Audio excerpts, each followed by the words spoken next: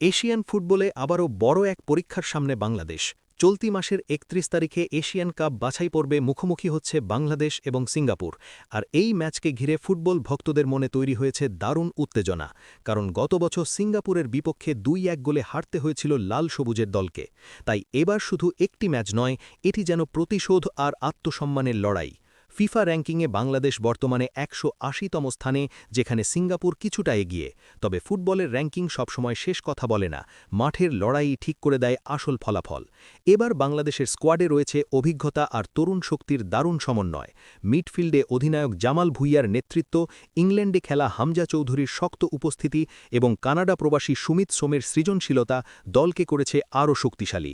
ডিফেন্সে জায়ান আহমেদের আত্মবিশ্বাসী পারফরম্যান্স আর লেফট উইংয়ে ফাহমিদুল ইসলামের গতি প্রতিপক্ষের জন্য বড় চ্যালেঞ্জ হতে পারে। আর সবচেয়ে বড় সুখবর, প্রায় ৩ বছর পর আবার জাতীয় দলে ফিরেছেন গোলরক্ষক আনিসুর রহমান জিকো, যার দুর্দান্ত সেভ অনেক ম্যাচে বাংলাদেশকে বাঁচিয়েছে। সব মিলিয়ে সামনে অপেক্ষা করছে এক রোমাঞ্চকর লড়াই। এখন প্রশ্ন একটাই, সিঙ্গাপুরের বিপক্ষে এই ম্যাচে কি জয়ের হাসি হাসবে বাংলাদেশ?